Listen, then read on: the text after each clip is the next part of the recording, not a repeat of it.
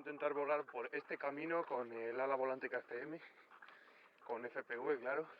A ver si consigo bajar por todo este camino que viene desde ahí arriba a 100 metros y luego sigue para allá abajo. Y mirad lo estrecho que es, medirá igual 3 metros de ancho o algo así.